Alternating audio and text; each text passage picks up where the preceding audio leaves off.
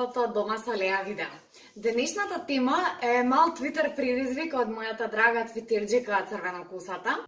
И токму како што говори насловот, моето дете никогаш нема да, станува збор за сите оние ситуации во кои што сме гледале други родители и деца, најчесто во време во кое ние не сме имале деца или не сме имале деца на таа возраст, и во кои што сме си се заколнале во себе и во некоја мера сме ги осудиле другите луѓе, дека нешто не е во ред, нели, во нивната релација, односно дека нашето дете никогаш нема да прави такви работи како тие што ги гледаме. И денеска со вас ќе споделам неколку од овие ситуации. Нормално некои во кои конкретно сум си легнала на брашното, а некои во кои сум направила цела стратегија за да го постигнам спротивниот ефект, односно посакуваниот резултат во врска со одгледувањето и однесувањето на моето дете. Врева. Фрлање, викање, правење врева. Вревата е секојдневие на новите родители. И како што расте детето, така расте и толеранцијата на врева која ја имаме како родители, но и начините на кои што детето знае да направи врева. Од имање омилени играчки кои што прават звуци, дали тоа ќе бидат играчки со мелодии или пак музички инструменти од типот на тапани, дајрења и слично. Сите звуци кои ги трпат соседите. Практично многу е лесно кога сте сосед на некој со дете да речете леле, овие деца главата тапан ми ја направија. Моје дете никогаш нема да прави звуци што ќе ги реметат соседите. Значи, од ова јас комплетно кренав раце. Секој пат се извинувам на соседите кои што знам дека ги слушаат нашите звуци. Меѓутоа, децата имаат природна потреба да истражуваат и да експериментираат меѓу другото и со правењето звуци. Од најрана возраст, од неколку месеци, кога ќе почнат да врескаат за самите да си го чујат гласот, нели, тие учат се она што го прават и практично мислам дека не треба воопшто да се ускратува или да се обидеме да го воспитаме детето со тоа што ќе му браниме да фрла или да тропа, бидејќи на тој начин му го ускратуваме периодот од детството во кој што има потреба и баш токму тогаш треба да ги прави овие работи. Моето дете вика, вреска, тропа, фрла работи и да ги прави сите тие работи што сум мислела дека нема да ги прави.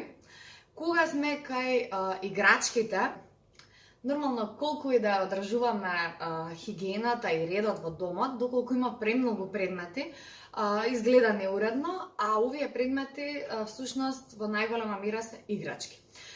За да го постигнам спротивниот ефект, користам една метода што се нарекува ротација на играчки, односно наблюдувам во кои денови со кои играчки највеќе се игра зара и кога ќе почне да ги остава некои играчки како неинтересни, едноставно да ги заобиколува, да изгуби интерес за нив, ги групирам и ги кревам во кутии и таквите играчки ги чувам неколку дена до неколку недели во кутијата. За потоа, кога играчките што и биле најинтересни во тој момент ќе престанат да бидат интересни после неколку дена или неколку недели, да ги извадим овие заборавени играчки, а да ги кренеме, нели, старите. При тоа внимавам, значи играчките не ги групирам само тематски или содржински, па например да мора да се игра или со кукли, или со мечиња, или со коцки. Туку гледам буквално за секој предмет за кој што има интерес да остане во нејзино непосредно окружување, а секој предмет кој што не го привлекува комплетно вниманието, да го скриеме за да биде повторно интересен после неколку дена или недели. Така, например, еве вака изгледа мојата растурена дневна. И покрај тоа што имаме цели сетови играчки надвор во секое време, значи не ги криеме, криваме играчките и Зара си игра воглавно во дневниот престор, значи во средина на собата, во средина на станот. Практично немаме многу неред, односно се е брзо и лесно да се раскрене и исчисти. Уште една работа што се трудам да ја постигнам во врска со ова е да ја научам кирка ми дека раскравањето на играчки е дел од играњето, односно така завршува секоја играње, исто како што почнува со тоа што сме ја земале играчката, не сме ја нашле туку така среда соба, него сме ја земале од негде, треба и да ја вратиме негде. За да ги научиме децата вакви работи, потребно ни е многу повторување и потребно ни е да не гледаат децата дека нас чистењето не ни е пријатно, туку како што Том Сојер ги убеди другарите дека треба да му платат за да ја фарбаат оградата со него, а не да го исмеваат дека он работи нешто што нели другите деца не го прават. Практично на овој начин ние правиме една мала родителска манипулација над детето, но тоа сето е во добра цел, бидејќи покрај тоа што тоа значи дека не мора секогаш сами да чистиме, нели само ние да чистиме дома.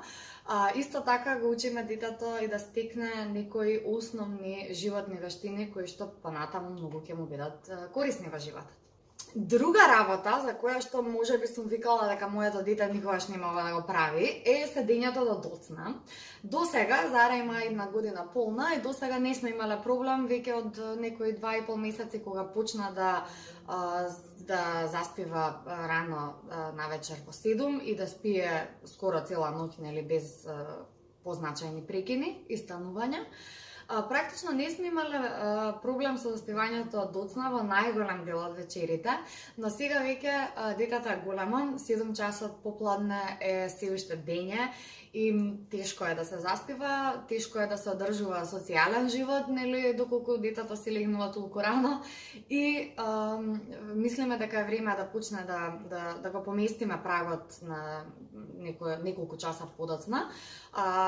Целевме кон 8 часот навечер, меѓутоа сега сме во фазата во која што она или заспива во 8, или заспива во 10:30-11 и сме извадени од такт. Некои работи едноставно не ни се во контрола како родители и сега сочувствувам со сите луѓе кои што не по нивна волја, нели, децата не им легнуваат рано во кревет. Немам се уште развиено методи и тактики, но гледам дека многу е важно што ние правиме пред да се заспие, значи дали најинтересните работи во денот ги правиме наутро, попладне или навечер. Доколку детето мисли дека ќе пропушти нешто интересно, нормално е да одбива да заспие и исто така доколку навиката за преспивање преку ден, значи оние дремки кои што можат да ги имаат еднаш или повеќе пати, исто така влијаат. Уште една значајна тема од овој тип е храната. Доколку сте гледале како луѓето се обидуваат да го измамат своето дете за да седне да јаде, сте си рекле, леле, боже, никогаш нема на детето да му го затварам носот за да отвори уста, за да му ставам лажичка. Никогаш нема да го бркам со танир низ цело мало. Никогаш нема да му ветувам дека ќе купам играчки ако ја издаде целата порција и така натаму. Сега кога имам дете, сваќам дека некои работи едноставно не одат така, но на оваа тема пристапувам многу предпазливо, затоа што и самата се сеќавам колку голема травма бил секој оброк за мене како дете. И тоа има оставено трајни последици врз мојата исхрана до ден денес како возрасен човек. Така што си ветив многу цврсто дека нема да го форсирам детето и да ви кажам искрено, во почеток беше многу тешко да верувам дека ако не изеде некој оброк во замислената количина, дека ќе остане гладно детето и дека тоа е лошо, нели, за него. Тешко беше да верувам дека ова се менува и дека морам малку на долг рок да ги гледам работите, не само за тој оброк или само за тој ден. И практично дојдов до откритие дека секој неизеден оброк се надоместува во рок од 48 часа најдоцна, кај здраво дете збориме, значи не за период кога е болно или нешто. Можно е да има потешкоти со стомачето, едноставно да не му се допаѓа храната, да му се сензитивни непцата заради вадење заби. Еден куп работи можат да бидат причини за скратување на оброкот или немање апетит, а детето не може да ни ги соопшти нели овие работи и затоа треба малце да се релаксираме. Јас сум многу релаксирана по ова прашање, затоа што ви велам, открив дека ако детето не јаде многу за доручак, сигурно ќе јаде повеќе за ручак. Зара има 4 оброци во денот, значи дури и сите 4 оброци да ги преполови, знам дека следниот ден ќе биде многу погладна и позаинтересирана за храна. Нормално од ова отстапувам кога се во прашања настинки и слични надворешни фактори кои што влијаат на губењето на апетитот. Меѓутоа, никогаш не ја бркам и не ја форсирам да јаде кога не сака да јаде, затоа што верувам дека на овој начин ќе изгради еден здрав однос кон храната и ќе знае да јаде понатаму како што расте колку што е потребно, без нели да има одбивност кон храната и без да се прејадува кога нема потреба да се прејадува. Уште една голема тема е начинот на јадење, односно флекање при јадење. Многу е лесно кога ќе гледате видео како деца се прават лом и целиот стан го прават лом кога јадат, да речете леле моје дете никогаш не мога да го прави. Посебно е голем притисокот ако ги гледате сите оние видеа на фенси мајките од Америка, чии што деца јадат директно од лажичка или воопшто нели не прават неред, сечкаат сами во кујната на возраст од 2-13 месеци и така натаму. Значи, јас немам никакви перфекционистички очекувања по ова прашање. Впрочем, гледам детето да се занимава со едноставни играчки додека јаде и тоа со играчки или алатки кои што лесно може да се измијат, значи оние музички играчки кои што имаат механизам со батерии и не смеат да бидат во контакт со вода, не ги даваме за време на јадење. Телефони и други битни работи не даваме за време на јадење. Практично, детето најчесто се игра со чашки, со лажички, вилушки, за да проба да јаде сама, нели кашата што ја давам, и со храна која што може да се јаде со прсти, значи мали делови од лепче, од овошје, зеленчук, варено месо и други слични намирници.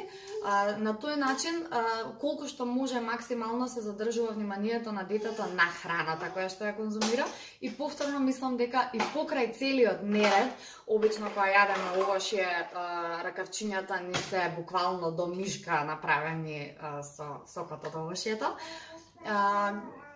Но поентата ми е дека на сметка на неколку авишта кои што сега ќе се упропастат и на често перење, градиме еден здрав однос на детето кон храната, но и кон осамостојување и што е можно побрза нели започнување на самостојно хранење. Заеднички за сите овие ситуации и нивните решенија е теоријата на Монтесори дека не е во ред да го одбиваме детето кога прави работи што ги прави само иницијативно. Во смисла, доколку детето сака да лази, а ние инсистираме да оди, доколку сака да фрла предмети, а ние постојано му викаме не, затоа што сакаме да не фрла предмети, доколку ја ставаме прва нашата потреба детето да не ни е гладно над актуелната потреба за храна или за нејадење. Сите овие и многу други слични пристапи практично праќаат една порака кон детето на подсвесно ниво дека тоа оно што го прави, а со тоа и тоа што не е добро или не е доволно. Ова може да претпоставите плодна подлога за еден куп психолошки проблеми понатаму кога тоа дете ќе порасне. И нормално не може детето да го оставиме цело време да прави тоа што сака или што му доаѓа без да го воспитуваме и да го насочуваме неговото однесување кон социјално прифатливо.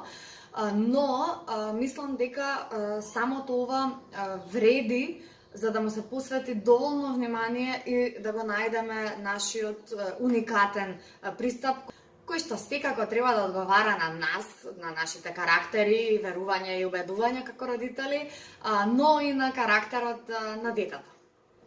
Има уште неколку слични ситуации во кои што сум се нашла, но да не го должам многу ова видео. Доколку ве интересира, ќе ги снимам во ново видео наредно.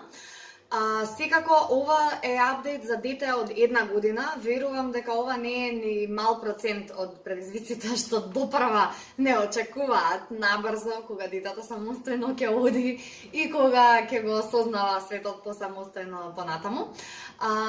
Не сакам ни да помислам што ќе се случува со нас кога детето ќе биде тинејџер. До сите родители на тинејџери и идни тинејџери кои гледаат, држте се. Ви благодарам што го гледавте ова видео. Не заборавајте да притиснете лайк доколку ви се допадна, да го ширнете, споделите со некој кој што се наоѓа во слична ситуација и да се сабскрајбнете на овој канал доколку се уште го немате сторено тоа. Исто така би сакала да ги поздравам и моите патрони Елена и Донка, се првите кои што го поддржаа каналот Дома со Леа и целокупната моја замисла и работа на овој канал преку страницата Patreon. Поздрав!